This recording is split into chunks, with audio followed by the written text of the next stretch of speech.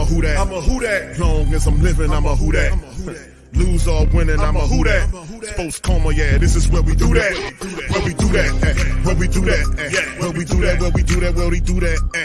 Boogie like Vincent, I'm a who that. I'm a who that. Sports Coma, this is where we do that. Where we do that. Welcome, welcome, welcome. Somebody please better help. Running this thing like Elf. I thank God every day I'm not a felt. Go to YouTube Live with Big Q and the guys. If you ain't ride or die, the bandwagon get flipped. Been marching in, that was way for the ring. I was yelling out your shame for the championship. Bucking on town, duck down. Falcons, pluck, get shut down. Panthers ain't much touchdown. The vision really belong to us now. So much hate on the Saints, you could probably tell. Ever since Bounty Gate hit the NFL, when things seem fishy and you probably smell the crooked referees on Roger Goodell. Yeah, running like this and I'm a who that. Every day I'm living, I'm a who that. Lose or winning, I'm a who that. It's the Sports Coma, this is where we do that. Where we do that, where we do that, where we do that, where we do that, where we do that. Boogie like Vincent, I'm a who that. It's the Sports Coma, this is where we do that. You're listening to the Sports Coma with Big Q and the guys on the PRO Media Network.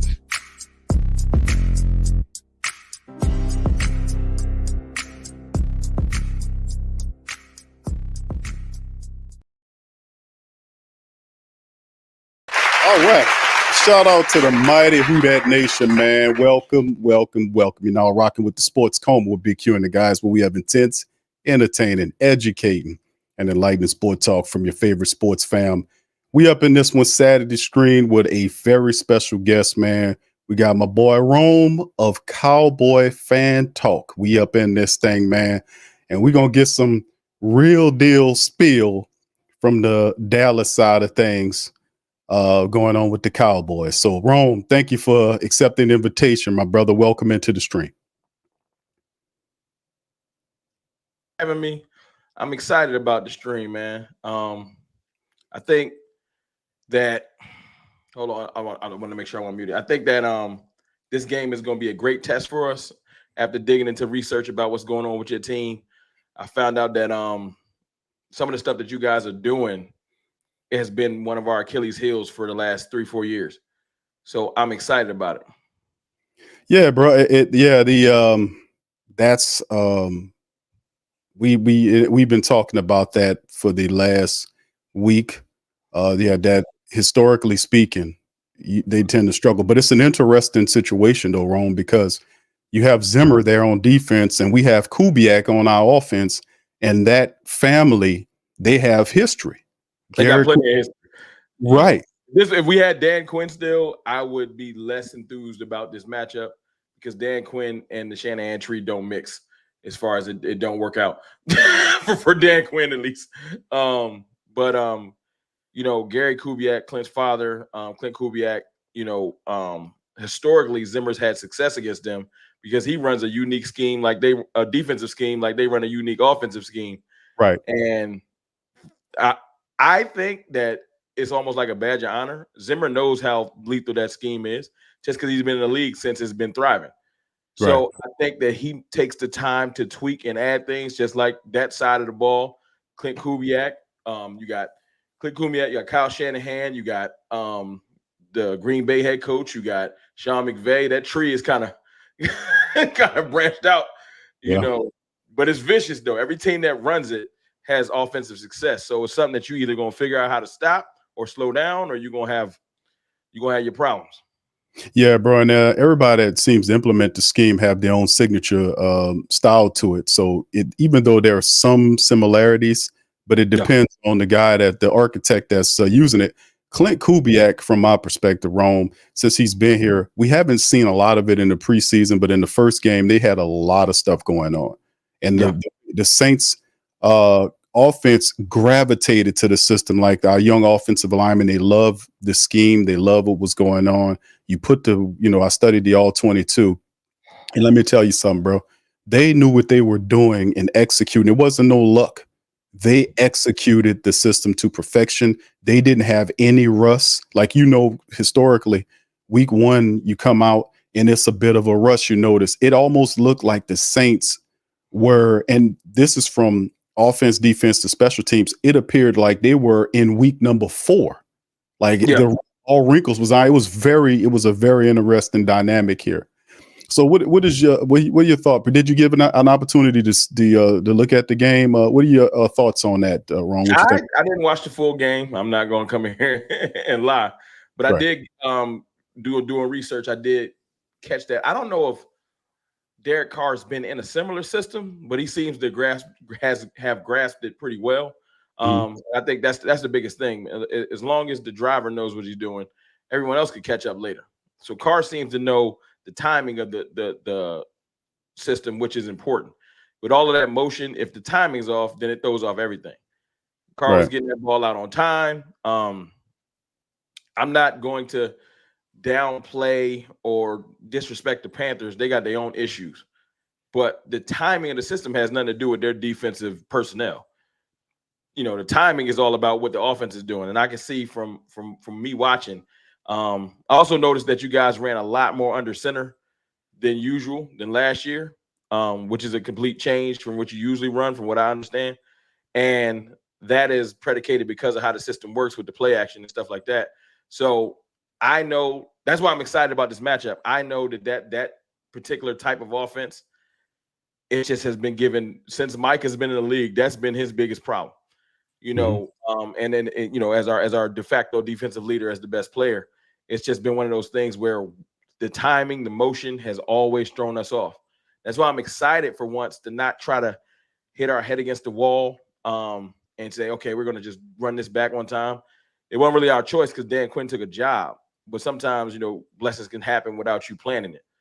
So I felt Dan Quinn leaving gave us a chance to go out there, assess what was our problem. And although we had a couple of different interviews up here, I think we interviewed like Rex Ryan and a couple of defensive coordinators that probably would have took us in a whole nother direction. Bringing in Mike Zimmer, who at the time I was just like, we're going with a retread. I had no idea about his success against that particular system. I'm hoping that they took that into consideration. And that's what makes me excited about this, just because he knows his game plan is designed to at least give that system trouble. I'm not saying it's a complete shutdown to that system, because if it wasn't successful, it wouldn't be around. I just think it has a counter. I think Dan Quinn would line up and say, we running man. And if we can't stop, we can't stop him. And then we would just get punished.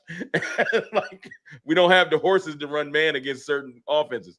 So I'm glad, say, for instance, what you guys got, I forgot that receiver's name, the really, really fast gentleman. Rashid Shaheed. Yeah. In normal years, we'd be like, all right, Trayvon Diggs, you got to run with him, which he just can't. That's not his game. Like, as far as like just speed-wise, he's not running with him foot speed for foot speed. But that's what Dan Quinn would do. He would single high safety, tray you on an island, and then if you run the right offensive play, you make the shade to the other way, and now Trey by himself on an island with a receiver that runs like a 4-4, 4-3. It just ain't gonna work. So I'm glad that I already seen in Zimmer's system, he is not trying to put anybody on any unridiculous type of you shade to the whole side, you Deion Sanders, you're Darrelle Revis. That's not our game plan. That's what you saw in the Packers game. We just ran man and then was just getting diced up because we couldn't keep up with the motion. We got people skirting out the back, running 40 yards open because we were confused. And then Dan Quinn made no adjustments. He just said, we're going to figure it out. It was the fourth quarter. We getting punished. So I'm happy to have someone that at least in here, like, say, for instance, we come out and y'all have two strong drives. At least I have a defensive coordinator I know that's not going to be in the box like Dan Quinn. He's going to try to make adjustments. That don't always work, but it's all about just trying to see what you can do to stop stuff. I don't have to go into the game like, man, if this man don't work, we SOL, you know? Yeah. So I'm excited to have somebody because we have defensive personnel. We're not barren. It's all about scheme. And, you know, talent and great scheme can mean greatness. Talent and a lazy defensive coordinator, you can look great until you match somebody with a proper scheme, and now you look silly. And that's been our biggest problem with our defense. Let me ask you this, Rome. Just a second. Shout out Michael. Thank you for the super chat, man. Appreciate that, bro. Much love. We got Brother Rome from Cowboy Fan Talk here breaking down the Dallas side of things. Talk to me about you guys' offense. I know Dak Prescott got paid. A lot of people were excited about him getting paid. CeeDee Lamb also got paid. So you have, two of your better players, offensively speaking, getting their money. Talk to me about the feel about the Dallas Cowboys offense in 2024 going to, 24-25 season. What are your thought process, the expectations of Dallas's offense flowing through Dak and the running back situation? This is a group by running back by committee approach. It's a little conglomerate. Right. So what are your thoughts about that, bro? What the balance of the offense? How good is this offense? Well, I'll let you know that the offense is fine. I know a lot of people want to say, why you didn't throw up the 30, 40, 50 points on the Browns. People got to realize the Browns defense is not bad. I don't know. I know Deshaun Watson's bad, but he don't play defense. So sometimes people let what you see on one side of the ball bleed into the other. There are teams that have great sides of the ball and horrible other sides of the ball.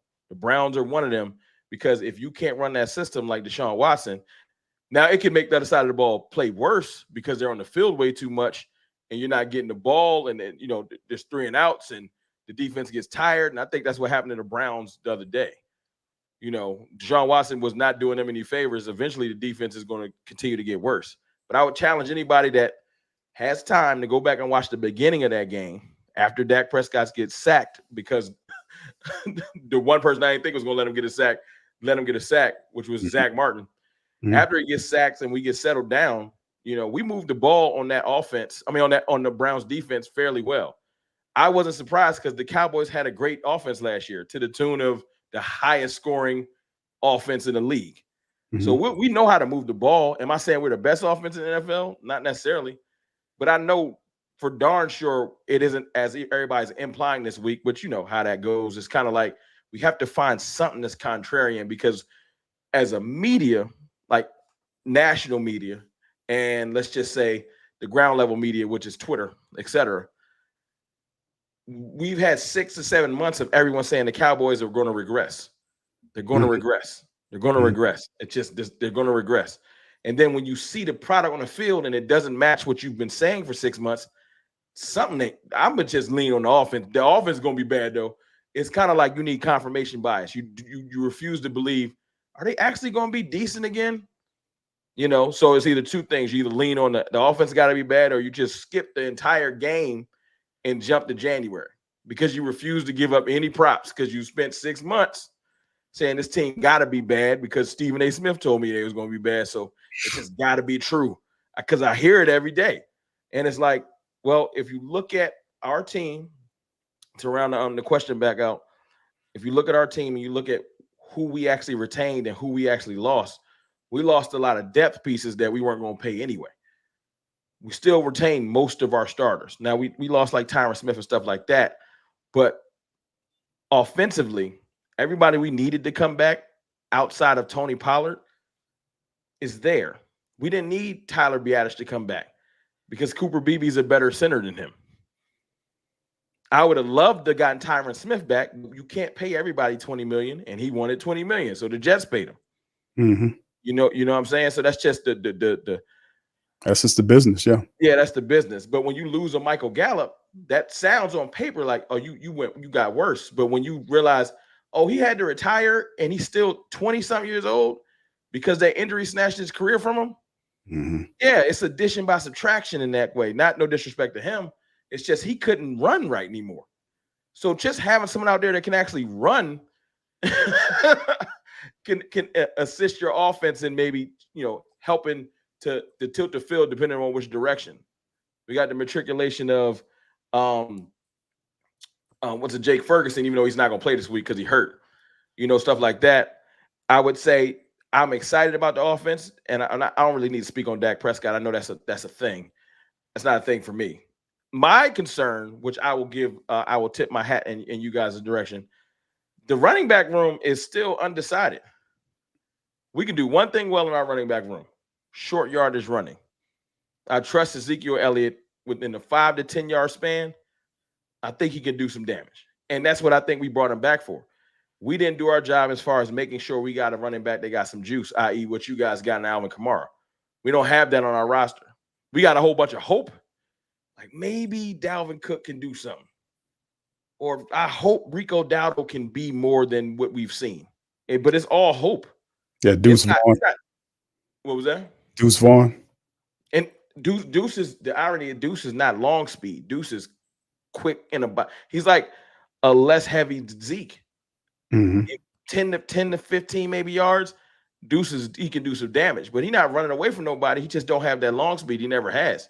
So our running back room is hodgepodge at best. I'm not gonna lie to nobody. Pass pro, we good. Zeke can do that. you know. So the offense essentially is going to run through Dak Prescott. It's going to be 70-30. And unless we let Dalvin Cook run and he blows everyone's away, like, wow, he did have something left in the tank. But that's remains to be seen without lack of better wording. I would hope he got something left, but we didn't do our due diligence. We just didn't go out there and get the draft pass, free agency pass. We had chances.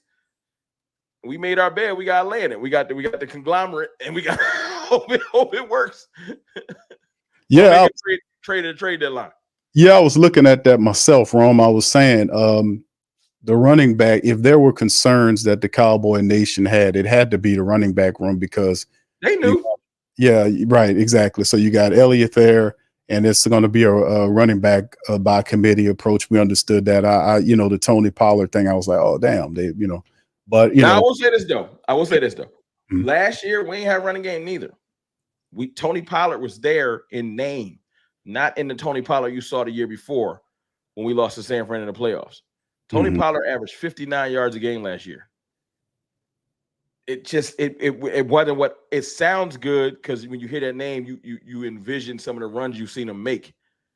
But he hit 100 yards once last year, I think. Like he wasn't what he used to be. And it's because he was coming off an injury. I'm not making him an excuse. Sometimes it takes you a year to get back right. So the Titans will get the better Tony Pollard. And it's just is what it is when you end up when you have a bad year and it's a prove it, like, can I get a deal year? Sometimes you have your worst year, your worst time. So, he moved on. I can't say no one on our roster is definitively better than Tony Pollard. All I can say is when he was here, he wasn't doing nothing either. So we're not probably going to have to wait until next year in the draft to get a definitive back. And until said time, we got to go with the hot hand or go with creativity. Because if you've been watching any of our tape, the way we get our splash run plays is we do jet sweeps. Yes. Yeah. So I never noticed that. Yeah. Every once in a while we throw a little Cavante Turpin, a little CeeDee Lamb in there, hit you for 10, and then here comes some more Zeke for 5. And that's just what we're gonna do. But I will say this: it's not that we're not used to it. We haven't had a definitive good running game since 2022. When Zeke still had a little bit more juice and we had Tony Pollard. That backfield had a little juice. It was both of them. But that's 2 years ago. So that's the one part of my team that if you've been listening to me, I've been complaining about since February. Since we left it, go get a running back. And we watched Derrick Henry sign places and Jacob sign places. And I was begging. I begged for every running back that was decent, that was a free agent. Didn't get that.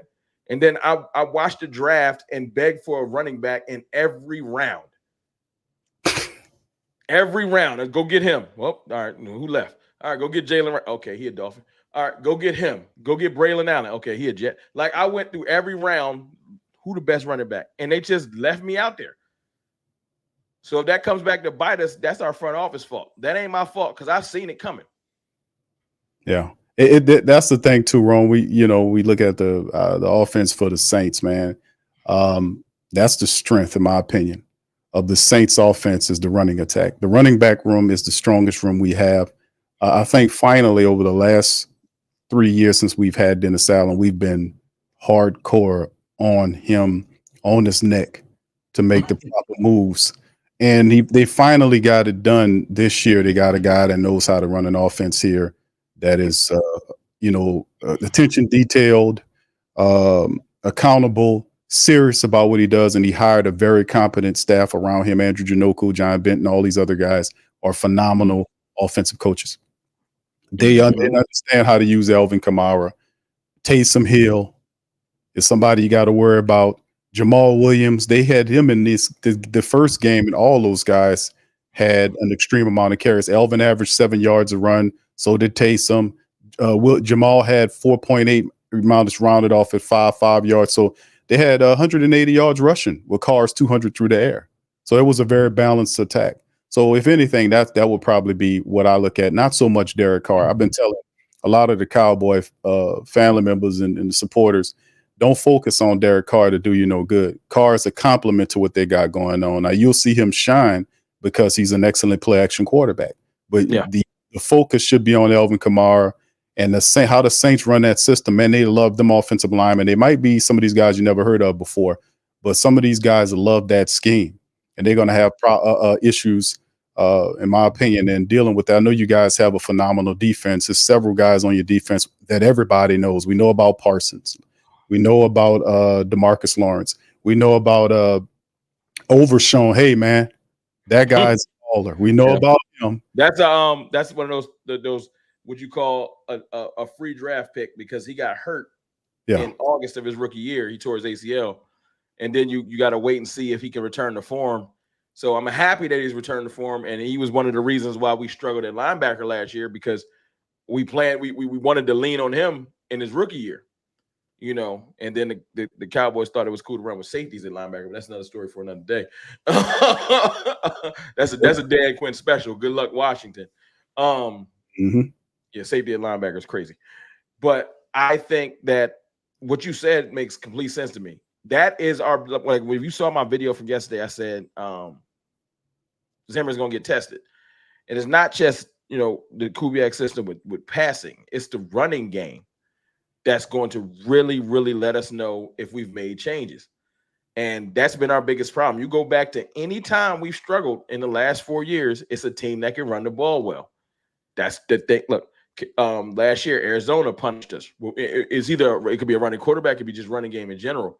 49ers punished us. When we played Josh Allen and the Bills, we were so hyped up to stop Josh Allen, and all they did was hand it to Cook and run it down our throat, So it's one of those things where if we haven't fixed our run defense, it's going to be a long day. Now, last week was a good test because Stefanski, that's how his offense is built. He loves to run he likes to start through the running game.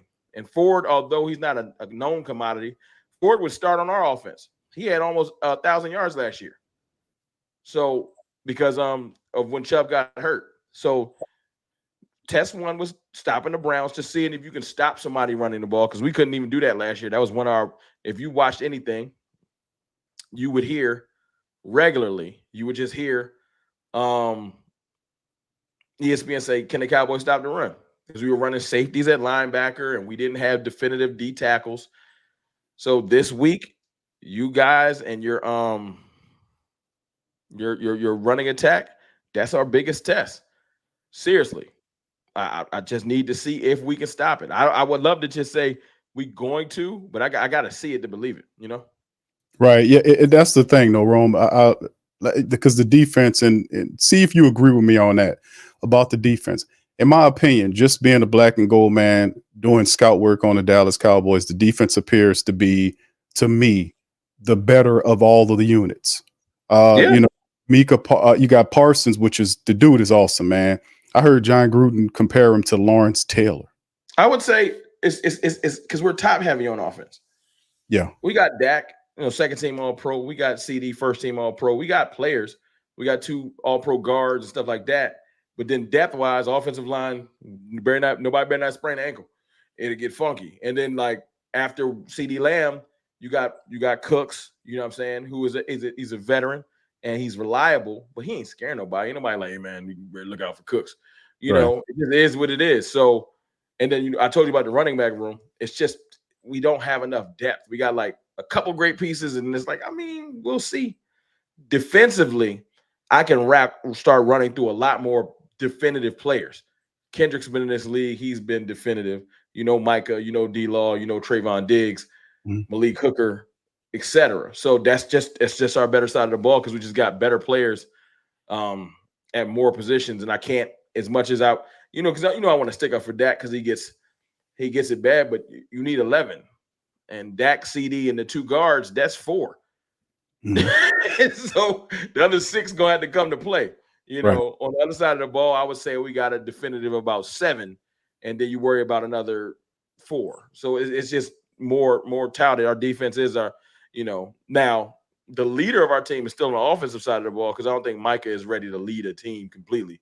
He's not in the vein of Ray Lewis. Right. But we had I don't want to call it a fake. Like, I know a lot of people say, the Cowboys run through their defense. The defense was great the same way the offense was great versus lesser teams. It just is what it is. If you go back and if you're bored today, go back and look at the box scores. You only have to look at that in depth. The good teams we face, it always seemed like, was that defense actually good? And it was because our defense would lean on bad teams, just because of our talent. But our scheme, we weren't prepared in big games. We just weren't, and on both sides of the ball. I'm not giving McCarthy and them a pass neither. So, I think the most prepared game we had last year was versus the Lions. We actually went toe-to-toe with them. I know it's controversial ending, but if you look at the entire game, that wasn't no easy day for them. They had a long day, and for some odd reason, we was fully prepared. So this year, I want to see when we play good teams, are we prepared? Because last year, it just seemed like we're like, well, we got the talent. You can't out-talent everybody in this league. You will lose. You got to have scheme. That's right. Coaching. So I'm excited because, we got mean Grandpa Zimmer, who is no nonsense. You know what I'm saying? He's a, that's too damn bad. That's how he give it up. Like Micah said the other day in the interview, I play for his approval, which is way different than Dan Quinn is my best friend. We buy Jordans together and turn our hat around together. Like he said, Zimmer's come in, he don't even talk a lot. And it's sometimes, how you can be like really good in school and then you run into that professor that ain't impressed with your previous antics. And you're like, man, I got A's all the way up to 11th grade. What you talking about? And they're just like, I mean, you all right, but you ain't special. I think that's what Micah ran into because he didn't, when we first brought Zimmer in, they didn't speak for like 3 months. Sheesh. And if you heard Micah, he was so like, he had heard the rep of Mike Zimmer, he hard on players. And Micah just so prideful, his response was, well, he ain't never had a Micah. Like if you go back and hear some of the interviews, he was kind of like, I'm me. And Zim just was like, well, all right, whatever. Like, what I'm saying? They didn't talk. And then they got a chance to talk at camp. I don't know what was happening. I wish I could. But now the other day he was talking, he was like, yeah, man, it took a while, but I rock with Zim. I play for his approval because it's one of those things he said, once I start talking to him, I can tell he a defensive mind for real. He's not here to sugarcoat it. See, I think Dan Quinn would have hit him up like, yo, man, what Jordans you like? And they not talking football. Zimmer's like, yo, you good, but you want to be great? Listen to me. So I think it's like that hard uncle that you ain't expect. Like, I ain't know I needed this in my life. But I want to see it on the field. I want to see it pay dividends because, talk is cheap. So let's see. I know Micah got all the talent in the world, but are you going to be disciplined enough? Because what we ran into as Cowboys fans last year was a whole lot of, I feel like Dan Quinn allowed a lot of just freelancing. Trey, if you think you can jump that ball, just jump it. And Zimmer's like, yo, man, do not take liberties ever. If you think that if you think that there's an open play to jump, you better make sure that there's somebody behind you before you make a stupid decision and put this entire team in. You know what I'm saying? Now, I know players are going to do their thing from time to time, but he preaches a lot more discipline. And we used to run a whole lot of stunts and games up front on our line trying to get sacks because that's all they was chasing. And you running yourself right out of a running lane, and now you got somebody running for 30 yards, and there was no discipline there. Zim's in the box. There was not even nobody there after a bad play to say, what is y'all doing? What are you going to do? Call down? Like, so we didn't even have, we had mess ups and then nobody to discipline nobody because the defensive coordinator's in the box. So it was just the children, or I was gonna say the inmates, but trying not to be, because I know that's a controversial statement. But the children was just running the classroom. Let's just say that. There was no discipline on that side of the ball. And the way we ran it, because Dan Quinn was a former head coach, Mike didn't even talk to him. Like it was like, he got it. No, if it looked crazy, somebody got to talk to these players. Right. So I'm happy that, because Zim already said, like, listen, when he first got interviewed, he said, I can't wait, because I'm not, and he literally, I think he was subbing Dan Quinn. He was like, I can't wait for people to mess up so that we can make corrections, because I don't want to be in the booth. And so that means he was watching it. It is what it is. Like you can fix a problem just by being like, what were you doing on that play? Well, I thought that we can run a little loop stunt. Yeah, but you letting them run the ball. Stay in your lane. Get your gaps together. And I just want to see it being executed. It's just 1 week down. Can I see some consistency of we're not going to freelance? You know what, Rome? That's interesting, man. A good bit of information, man, because that's quite the difference in play styles from a freelance style to a more hardcore disciplined approach. It appears like Parsons is picking up early on, man, from what I've seen in the Cleveland game. He's just incredibly disruptive. And not just him. I mean, I ain't gonna say he steals a lot of thunder, but a lot of people pay attention to him, and there are other guys there as well. Let me ask you about this, bro.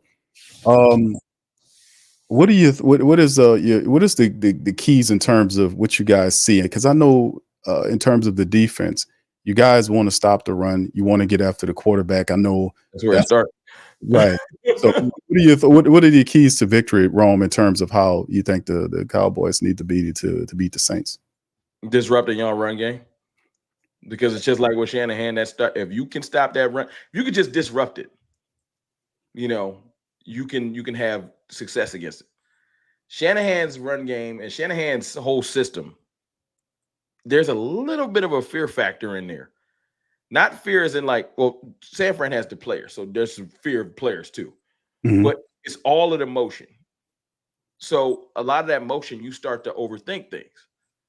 You know what I'm saying? You need to be very disciplined in knowing where you need to be and doing your job. Because when two people motion in the same play, one person goes and another person goes, you'll get confused. Am I on him? Like, if you don't know your job, it's a big problem. So that fear, you'll start to overthink stuff. So we have to remain disciplined. That's why Zimmer is important. It's just super important. But I need to see it applied. Like even with Micah Parsons, you'll hear Cowboys fans say all the time, Mike is a chess piece. We want to move him everywhere. But if you go back to last year, Micah was just a right edge. Like Dan Quinn wasn't moving him around. Dan Quinn was sack happy. Stay on the line. Last week, when we got the snap counts and we really started to look at what we did with our defense, I think the most eye-popping thing was Micah Parsons lined up in 8 different positions last week. Yeah. Out of 60 snaps. And it was mind-blowing. I was like, okay. You actually did what you said. You didn't just say we're gonna move him around and then nothing happens. He was everywhere from the A gap to right outside linebacker. He was in the 5 technique. I don't know what's going on. Zimmer really wanted to make it like frustrating for you to just say, Mike is over there. We're gonna chip him. We're gonna double him. We're gonna make it hard for you. And I think that starts with us having a player that can play edge as well.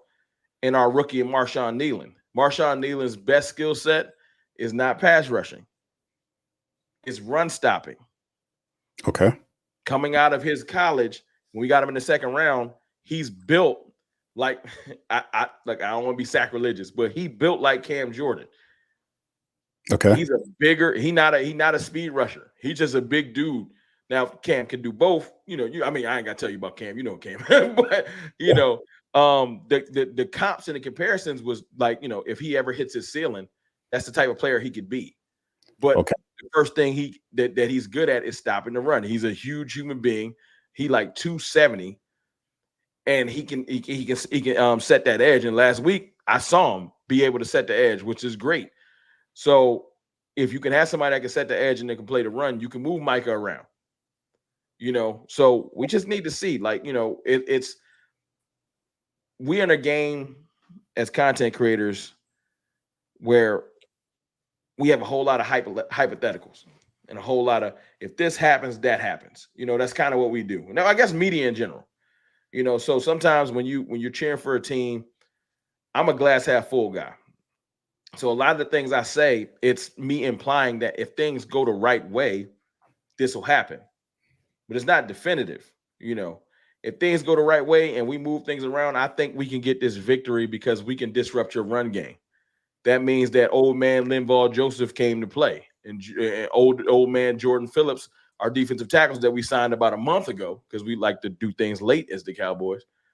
That means that they actually came to play because defensive tackle was one of our other big worries over the offseason. So, and our rookie, because it's going to start with them. If Mozzie Smith, Jordan Phillips, and Linval Joseph cannot stop or clog up that middle, y'all going to run. Because look, Fuaga is no joke. That's the main offensive lineman that I'm familiar with y'all is Fuaga. I know y'all had Penning. I know Penning from his draft stock. I haven't really followed him as closely, so I don't know how well he's doing right now. Them the two I know off the top of my head. But I wanted Fuaga. I knew he was going to be a beast when he was drafted. So when y'all got him, I was like, all right. Because I you know what I'm saying? He was one of the more nasty as far as just temperaments tackles in the draft. Mm-hmm. He just looks like he enjoys run blocking. So it makes sense that the first week y'all was running over people because that's what he looks like. Like he want to bring his lunch pail to work. He not here to be all cute and just pass pro. So I'm looking forward to, okay, you got good on good. Who going to win? So right. We got to work it out for us. We got to as much as people want to when it's trash talk time, yeah, I'm gonna be like, yo, man, we're gonna beat the Saints because I'm not about to, but when you want to talk legitimate X's and O's, this is a big test for our team. It's a big test. Now, I think if I'm not mistaken, is Lattimore out or is he it's still questionable? Yeah, that's the thing though, when I look at it. Can you hear me good, Ron? Can you hear me? Yeah, I can hear you. Okay, cool. Because I got a little internet issue going on over here. Hey man, trust me and Spectrum, I'll be about to. Yeah, bro. I'll be mad every week. It's something going on here, man. I got different things. Like me, but that's a story for another day. Right. But hey, bro, because and that's the thing, because we know all of the big names and of some of the guys from your team. We know that you guys are going to attempt to try to get CeeDee Lamb involved in the offense. And let's talk to me about some of the guys that we don't know. You mentioned Overshow. Talk to me about some of the guys that could be lesser known guys to be keys to victory in this game.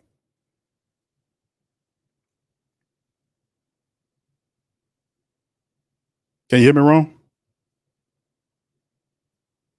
Uh-oh. Hold on. Can you hear me, Ron? Oh, I don't know if Ron can hear me. Might be having an issue here. Hold on. Hold tight, fam.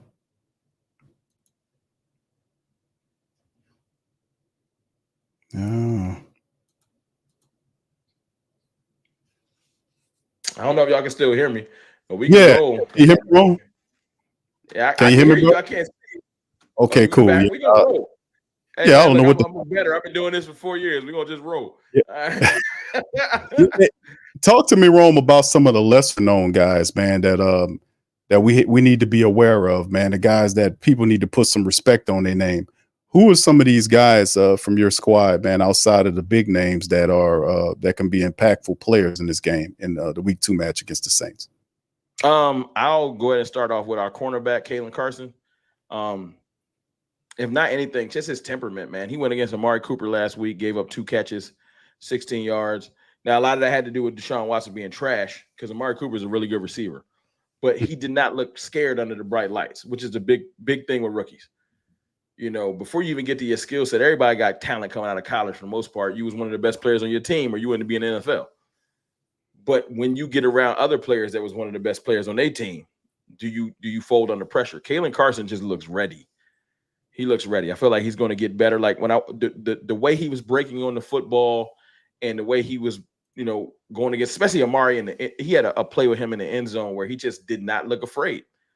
And that was a big deal to me. I was like, oh, he's ready. So Kalen Carson is our other cornerback. And then on offense, it all starts with the person that has the ball before the quarterback. Cooper Beebe, man. Cooper Beebe is definitively going to change the way we run offense. I think the Cowboys decided they knew that we weren't going to be running like a let's just say a more dynamic running system.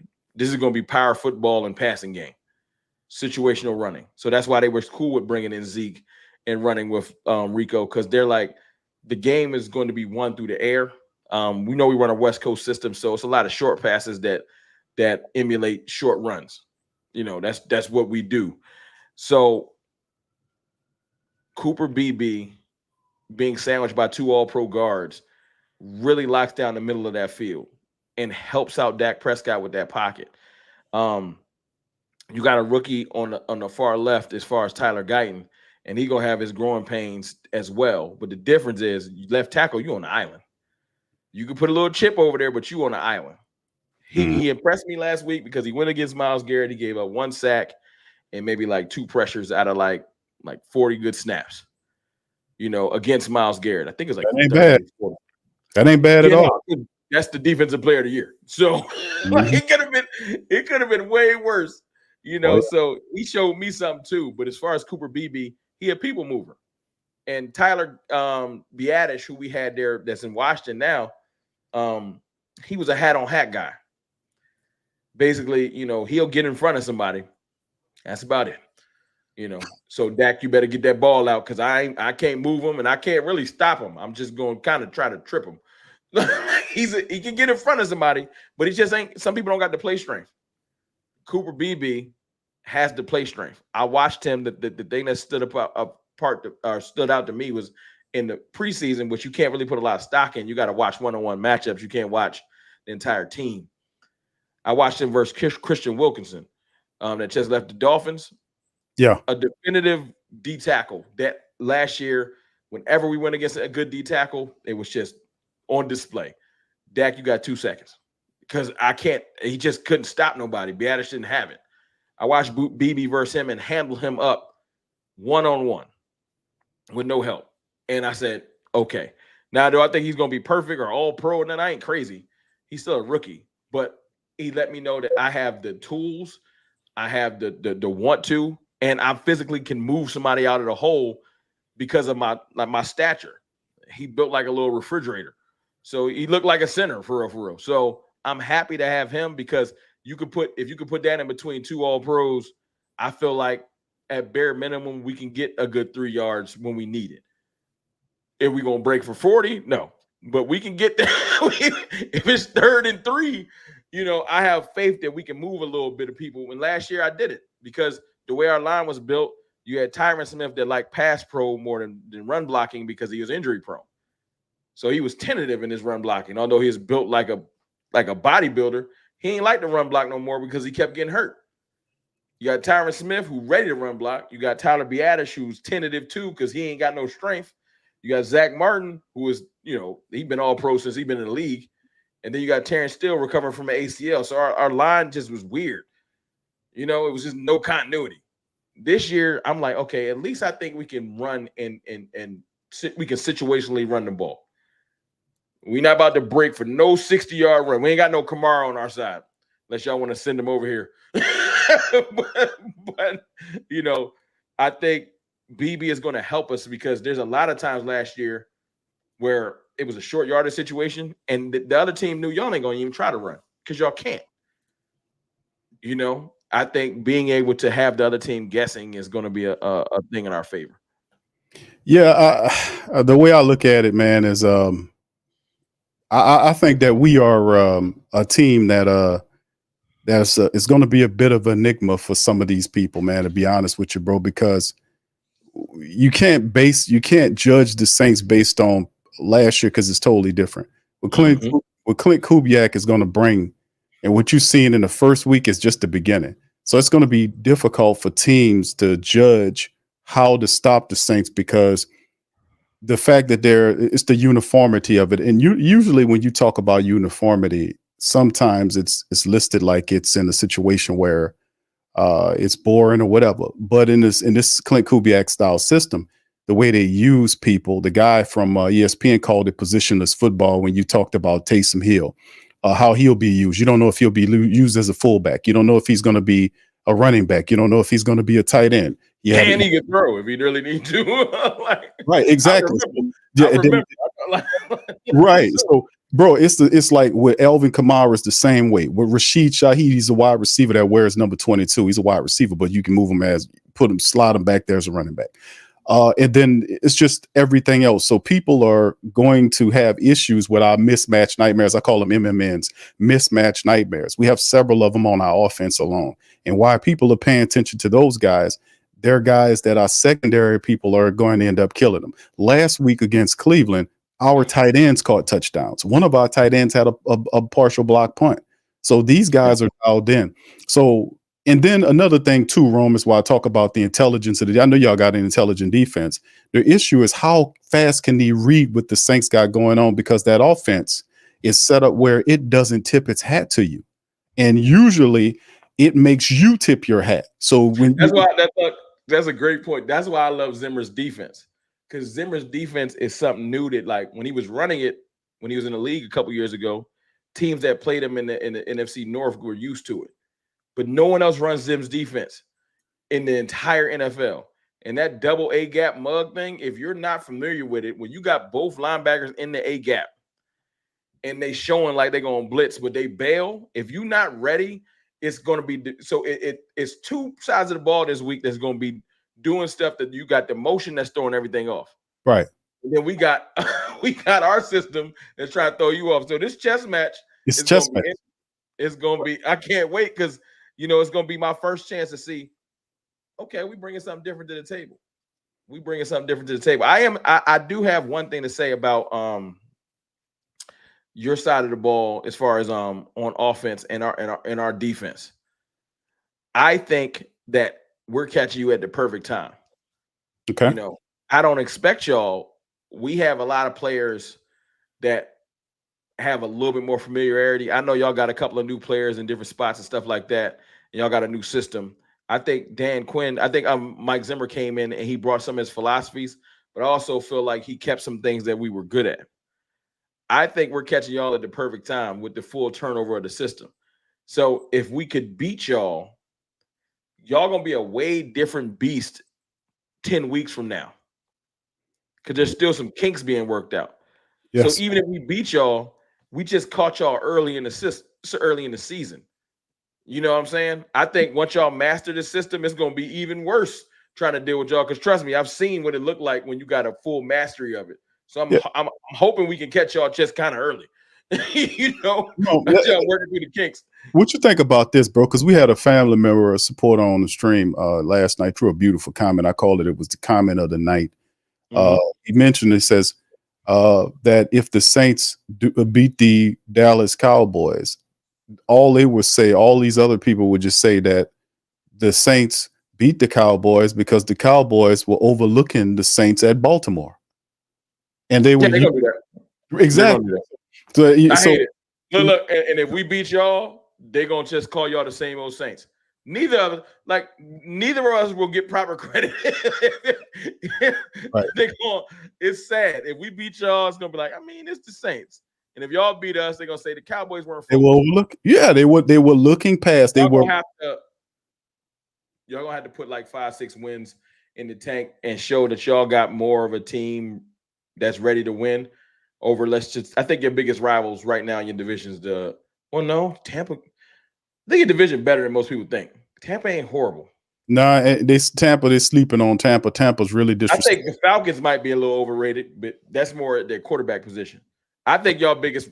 If I'm thinking about it for real, I think it's gonna be y'all in Tampa.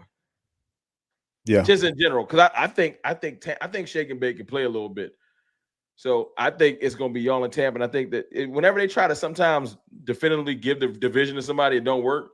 And they tried to every platform was giving it to the Falcons. Yeah. Oh yeah, but that's just what they do, though, bro. That's how they. I don't see it.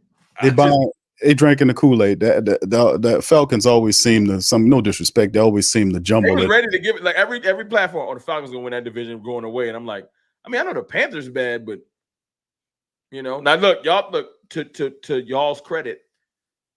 No, unless you're a Saints fan, no one's seen it. No one's seen what happened last week coming. And I don't care. This is from a Cowboys fan to you. You can't trip, fall, and score 47. Right. I don't care. Like people say, well, it was the Panthers. Well, then everybody better score 47 this year. That's right. I deal with that as of last year when we blow a team out. Y'all beat the Giants 40-0. That I don't care who playing. That's still an NFL team. That ain't easy to do. Exactly. So that's why like y'all beating the Panthers scared me for my team. I was on Tuesday saying this is a trap game, don't do it. Y'all gonna overlook the Saints. But the thing that helped me out, your fan base in the comments and some of the fans that they brought on ESPN, like as far as like Daniel Cormier. Oh yeah. Helped me out because my team does not do well with prosperity. Whenever we feel ourselves, we get beat. And I was like, man, we're going to go into this game overlooking them. And I'm not even going to lie. I know my players pay attention to the media. I know they do. Yeah, ours too. Ours too, even though they tell you they don't. Ours do the same thing. When you hear it going in the other direction, when you hear Daniel Cormier and people like, hey, the Saints might beat the Cowboys, or the media actually says it's an upset, I know my team will at least come in there focused. If it would have been a quiet week of the Cowboys are just going to blow out the Saints, I'd have been more worried. But the last couple of days, I've been hearing a whole lot of the Cowboys might want to watch out, which at least lets me know that they're going to come in locked in. Because we were very capable of coming into, especially a 1 p.m. game, we are good for, or 12 p.m., we are good for, that is our worst time of the day. I know, I said that. They come in like, man, this ain't no real game. And, we down by 30. Like, so I'm happy that the last couple of days kind of brought up the rear of y'all might lose this game because at least we'll approach it focused. Because if you don't think that the Cowboys ain't stupid enough to be looking at the Ravens, you don't know the Cowboys. I know them. I know what we do. We're like, that's the game. Everybody going to put some respect on our name. No, we got to worry about the Saints, stupid. So I'm happy the last couple of days where I've heard like certain personalities have come out and because of y'all performance, if y'all had just won like 24-10, we would have slept on y'all. That 47 helped us be like, wake up. Yeah. Wake up. If y'all would have won with a lesser score, we'd have been in a dogfight and it'd have been too late. So I'm glad we're going to approach this game properly. Like, you know what I'm saying? And then we just got to wait and see tomorrow. But at least I don't think we're going to come out this game thinking Saints going to just lay down because y'all not.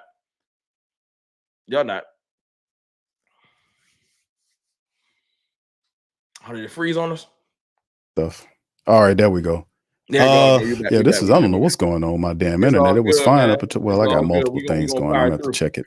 But anyway, hey, bro, listen. What is your prediction on the game, bro? I know you got the Cowboys, doing their thing. Talk to me about what you believe that was going to happen with the Saints in the matchup. I know you thinking the Cowboys, you picking the Cowboys to win the game. How do you think the Cowboys do it? Because in my perspective, I don't overlook anybody. I don't overlook Carolina. I don't overlook Atlanta. I don't know because we beat Carolina. We got you guys, and then behind you guys we have Philly. So my thing is, I don't believe in overlooking anybody. I don't care where they are, but a lot of people consider the Cowboys as one of the power 4 or 5 in the NFC. Yeah. So but like I said, beating the Cowboys, and I said this, and I would say this to you. We don't get anything but a tiebreaker here by beating them, 'cause they're not going to give us any respect from beating the Cowboys. We don't gain anything but the tiebreaker. They're going to say Cowboys slept on it. And if anything, and listen, don't get for the family. Y'all just blow us out. Y'all blow us out. They're not going to be able to say that. That's true too. But my thing is, it's just annoying because I really don't believe in what the hell they're saying because most of them ESPN people are picking y'all. That's all they were talking. Oh yeah, this, that, and the third, but it was a sea of blue. I feel like it's a reverse jinx. I know them. I know how they do. They don't like us. They don't like that. I don't trust them. This is a reverse. You can tell when someone believes in somebody by the way they pick them.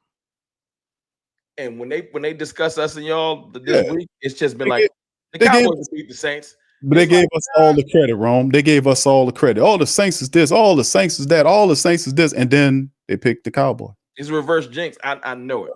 I know it. And you know what? It works sometimes. And it would have worked if the last couple of days, like I said, I heard a couple of just definitive, little differing opinions, downplaying us more and downplaying the offense. I just needed them to downplay us more so we can stay focused. But as far as the game, I'll give you the non-homer response, because there is a homer I've been arguing with Saints fans in my comments for 3 days response. Was one of these guys wrong? Yeah, that's my dog. My dog, Big Purple, Big Perp. It was him, Big Perp.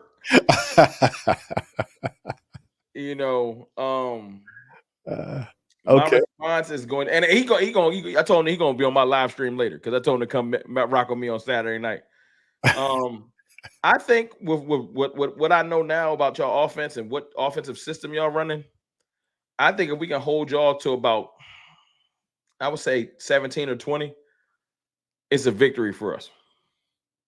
It's a victory for us. I think because 47 yards, you even as a Saints fan, I don't think you expect 40 every week. No. Because even as a Cowboys fan, with our large scoring games, that's more of an anomaly. So if we can hold y'all to 17 or 20, I think that we can get 27 to 30, and I think we can win this game. I think one of our biggest assets that most people realized last week, that changes the way you play defense. Like, there's a lot of things in football, there's a lot of chess matches going on. One of the biggest assets the Cowboys have that we did not have 2 years ago is Brandon Aubrey. Mm-hmm. And that bad boy, he was raining kicks in the outdoor field, and it's windy in Cleveland. Mm-hmm. From like 65 yards away.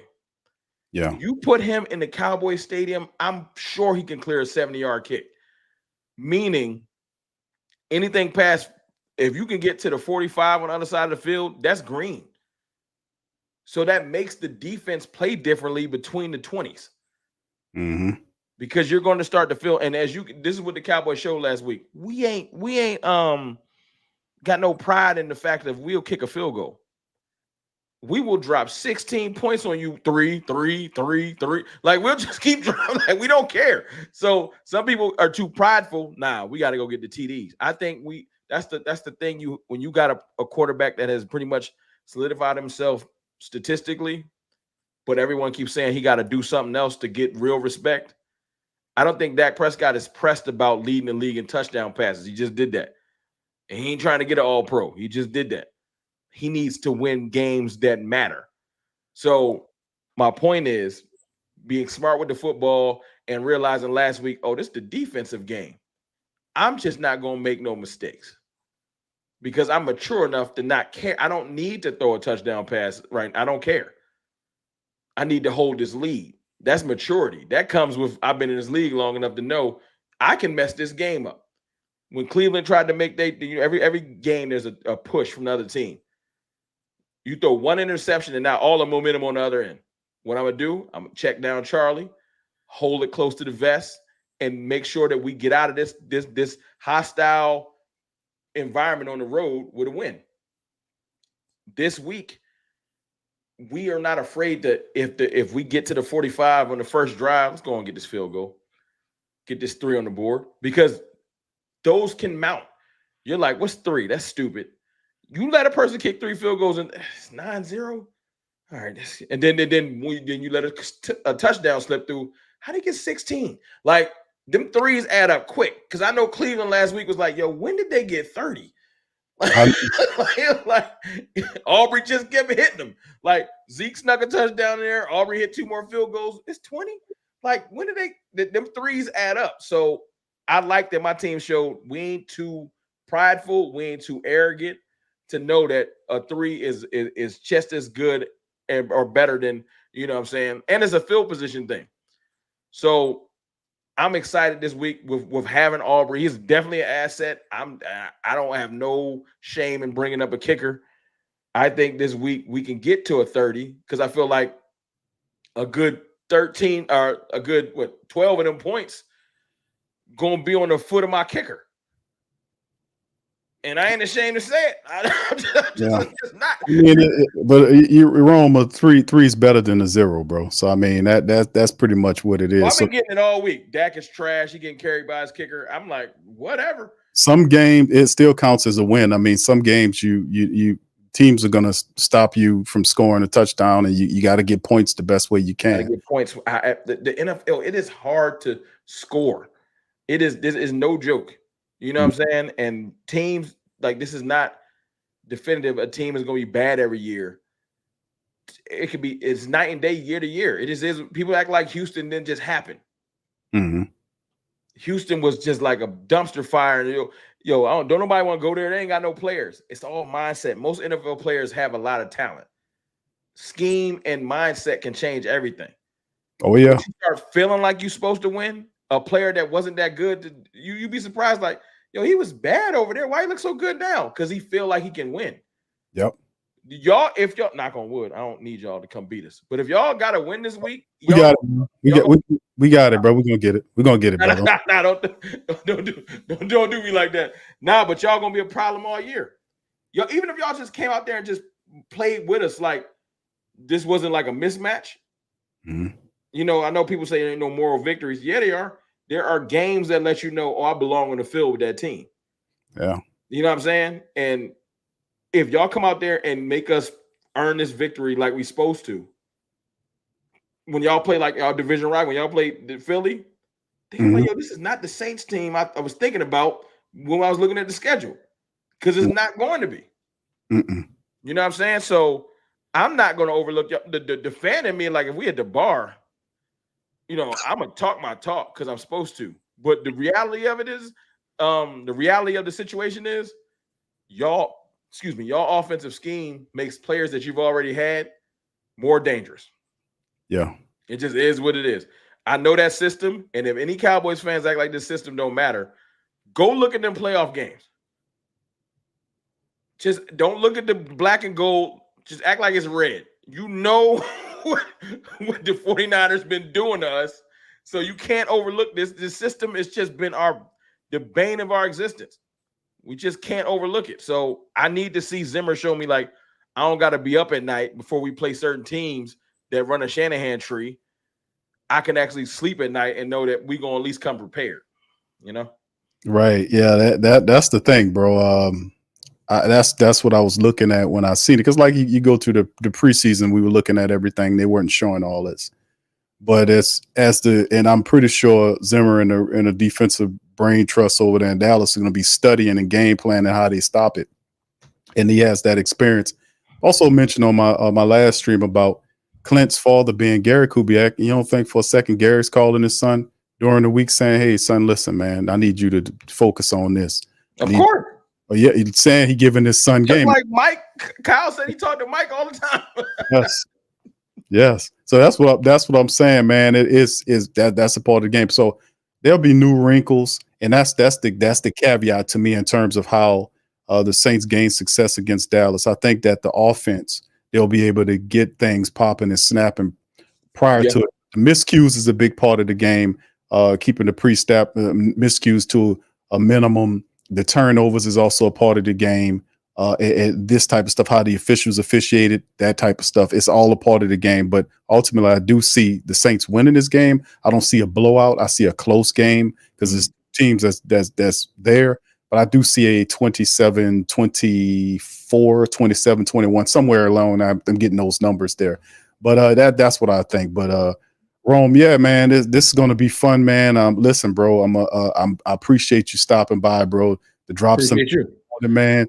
Hey, bro, let the family members know where they can find you, my brother. Y'all can find me on Cowboys Fan Talk on YouTube, real simple, and Cowboys_Fan Talk on Twitter. I warn you, Twitter's not a real place, so it get crazy, and not necessarily between me and Saints fans. That's just for the last couple of days. But if you ever see me go against it with the Eagles fans, you'll be like, oh, y'all ruthless. So it's a little different place than what you might see on YouTube. Well, that's that hated rivalry y'all have. We have a similar one with the Falcon people, man. It just get low blowish. Like, oh, that's how y'all talking this week, right? You like, oh, you won't be petty? Watch this. You know yeah, exactly. The pettiness is everything is in play. So so you feel my pain, right? Oh yeah. Listen, Roman, just for future reference, bro. Anytime you feel like you want to stop by and talk to the black and gold diehards, man, or whatever, man, you got open invitation. I appreciate you, man. Yeah, and my brother Law, he pops up and usually does the talk. But man, listen, I know he's been very busy. Hey, look! Shout out to Law Nation. That is the GOAT. That is my dog. He just literally hit me the other day. He was trying to help me with my audio that I'm struggling with. So yeah, Law Nation is the OG in the Cowboys community. Just letting y'all know, nothing but respect for that brother, man. That's my dog. Yeah, good dude, man. Good dude. All right, so anyway, fam, that's gonna do it. Hit up Cowboys Fan Talk, man. Give a man some love, man. He pretty solid. He gave Law some love, man. But the brother got a lot of good stuff going on his own. Appreciate you, man. One of the best appreciate you. that I've seen, bro. I mean, Law, you got Law, and really, shit. I would put you up like right, y'all in Law. You right with Law, and I got some people over there. I show deference too, because you see that sign over my shoulder. I don't know if y'all can see it. Humble hustle, man. I'm a big fan of being. You got to be humble. I'm a man of respect. You know what I'm saying? And I always carry things with respect. When you see my live stream, I talk crazy because I like to entertain. I don't like to get too crazy or nothing like that. But I am a man of respect. I'm humble, and I acknowledge that. I wouldn't be doing this if it wasn't for people like Law. You know what I'm saying? My dog Vach. And things like that, people that have really paved the way, Mark Holmes, and like there's people that put the foundation out there on YouTube, period, to where back when they were doing it, like it wasn't even content creator wasn't even a term. it was more saying you a YouTuber. So they've been putting in work for years. I'm back, you know what I'm saying? I'm running around and just hitting happy hours. I wasn't even thinking about recording anything. So I respect that. I appreciate that. And because of what they did, I'm able to turn my camera on and people pay attention to me. So I'm always going to show respect to people that came before me. Oh, yeah, no doubt, man. Same here, man. To some of the family members that we have in our community, some of the best in the game, man. So it's really cool when I collab with the guys, whether how big your channel is or how small the channel is. If you're a diehard, I always work with the family members. They know that. That's man. That's how you're supposed to. We all start somewhere. You got to just turn it on. Turn the camera on. Everybody at some point started from somewhere. They started from zero. You just got, it's all of the elite get to the highest level by like you talk about being a person of substance. I was talking about this on the stream last night, being a person of substance who has consistency and persistence. That's what you have. Yeah. That's a big part. That's a big key to success. But listen, bro, thank you, Rome, man. Much love to you, brother. Good luck for the rest of the season. If I don't hear from you, bro, you're welcome to pop in on the recap stream. Man. Y'all do y'all thing. Y'all knock out them Eagles for us, and we'll knock out the Cowboys for y'all. We're gonna do each other favors after tomorrow. All right, thank y'all for chiming in, man. Y'all have a good rest of y'all day. We're gonna holler at y'all the next one, man. Peace, much love to you. Thank y'all. Peace. Yeah. Like Benson, I'm a who that. Long as I'm living, I'm a who that. Lose or winning, I'm a who that. Sports Coma, yeah, this is where we do that. Where we do that, where we do that, where we do that, where we do that, where we do that. Boogie like Benson, I'm a who that. Sports Coma, this is where we do that. Where we do that. Welcome. Somebody please better help. Running this thing like Elf. I thank God every day I'm not a felt. Go to YouTube Live with Big Q and the guys. If you ain't ride or die, the bandwagon get flipped. Been marching in, that was way for the ring. I was yelling out your shame for the championship.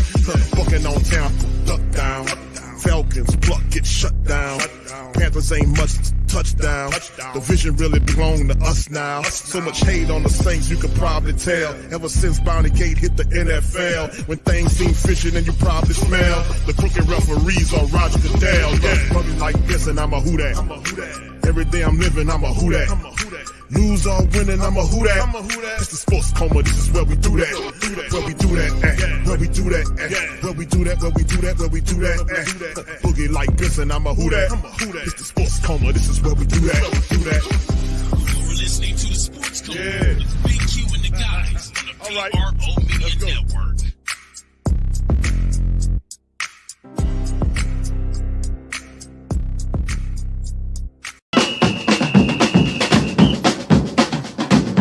Who that say they gon' beat them Saints? Who that? Who that?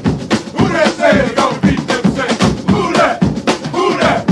Who that say they gon' beat them Saints? Who that?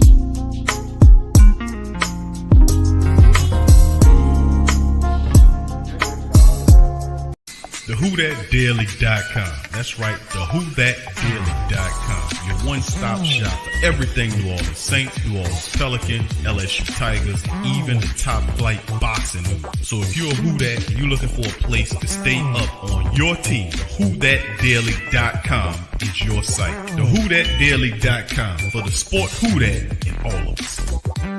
That's right, the Pro Shop is the platform store where you can go and buy all the latest merch to support the platform. Available at the Pro Shops, we have dozens of hundreds of products available for you and your family. Unisex tees for men and women, hoodies and sweatshirts, tank tops, kids and baby items, long sleeve tees, mugs, pillows, wall art, bath bedding, face masks, phone cases, stickers, bags, fanny packs, socks, hats, and many other items. Please feel free to check out the Pro Shops. The link is in the description section below. And remember, it helps the platform continue to grow. Check out the Pro Shop and Who That too.